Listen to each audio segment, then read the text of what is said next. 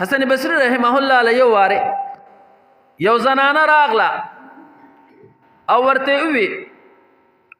چې دغه شانته زما لور وفات شوې ده او ډیر مې زړه غواړي چې دا خپل لور زه په خوب کې ووینم. حسن بصری رحمه الله ورته وی سیده داسې کار به وکړي چې د ماسخوتن منځ وکړي نو د ماسخوتن د منځ نه بعد 4 رکعات نفل به په دې طریقې سره وکړي چې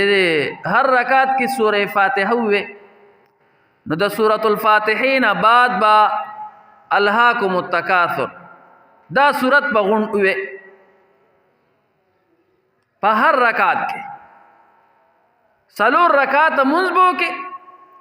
او په 4 وانو رکعاتونو کې با د سورۃ الفاتحه نه بعد سورۃ التکاثر الهاکم التکاثر سورت دا به وي او کله چې دا 4 رکعات نفل وکړل دا ډېر مجرب عمل دی کو څوک وي چې زمونږه رشتہ دار وفات شوي دي مور او پلار وفات شوي دي بچی وفات شوي دي او هغه وایي چې زه په خوب کې ووینم نو دا ډېر مجرب عمل دی دا دی وکي الله رب ذوالجلال به ورته داغه زیارت وکي ورته او په خوب کې به د خپل مړی وویني. په اول رکعت کې سوره فاتحه بیا سوره تکاثر دویم رکعت کې دریم رکعت کې سلورم یعنی 4 وانو رکعاتونو کې با سورۃ التکاثر او بل سورت بنوي. دا مجربات د بعضی بزرگان وی. على كل حال دغه زنانه ته حسن بصری رحمه الله دا طریقه خودله چې 4 رکعات نفل بو کې د ماسوتن من بعد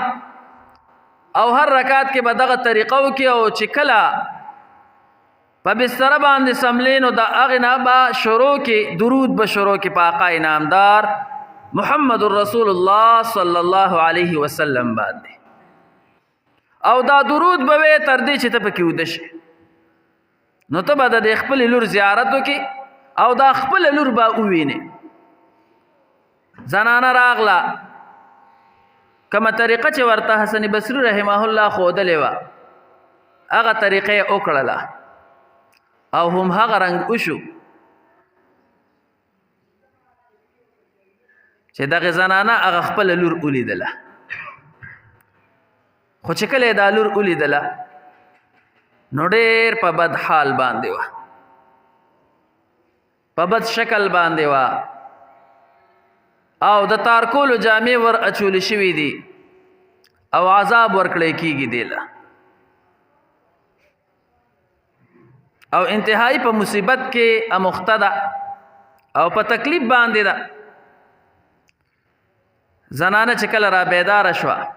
نو لوري خو ولیدله خو نورم خفه شوه چې ما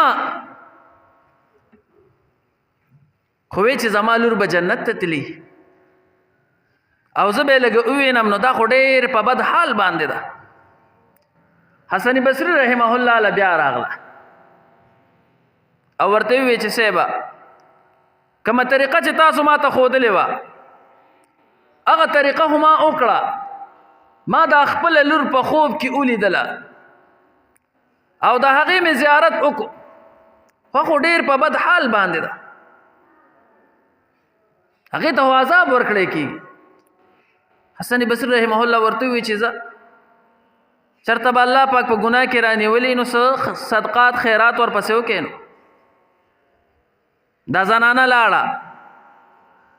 څه وخت بعد حسن بصری رحمه الله خوب ولیدو او خوب کې یو زنانه ولیدله چې مزیدار چمن کې ناسته ده او په مزیدار تخت باندې ناسته ده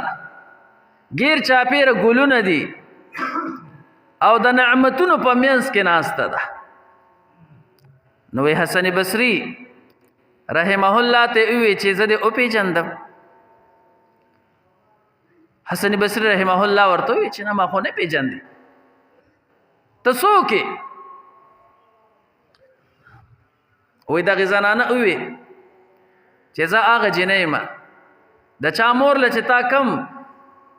عمل او کم وظیفه ورکړې وه زما د زیارت دپاره زه هغه یم. نو وی حسن بصري رحمه الله ورته وفرمایل چې ستا مور خو دا ستا کم حالت دی د دې برعکس یې بیانو او هغې خو وی چې دې ته عذاب ملاویږي د تارکولو جامې ورچولې شوي دي او په سخت مصیبت کې مخته ده او زه چې دا ستا کم حالت وینم نو دا خو د جنت حالت دی تا ته خو نعمتونه ملاویږي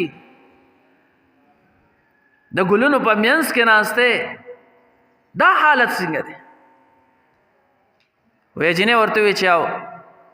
زما خو مور چې تا ته کومه خبره کړې وه هغه بالکل صحیح وه او چې څه درته ویلو بالکل ټیک. نو حسن بصري رحم الله ورته وی دا بیا ولې دا حالت ولې بدل شو؟ دغه زنانه او دا جنې ورته وی چې دا یوازې زه نه ما سره چې دا مخبره کې څومره کسان دي 80,000 کسان او 80,000 کسانو ته دا عذاب او پدې کې مبتلا و خو د الله یو نیک بنده او یو مخلصه بنده زمونږ په دې مخبره باندې تیرېدو او کله چې دغه بنده زمونږ په دې مخبره باندې تیرېدو نو یو وارې په اخلاص سره درود مبارک ویل او مونږ تمام مړو ته را وبخلو د دغه یو درود د برکته الله رب ذوالجلال زمونږ د 80,000 کسانو نه دا عذاب لري کو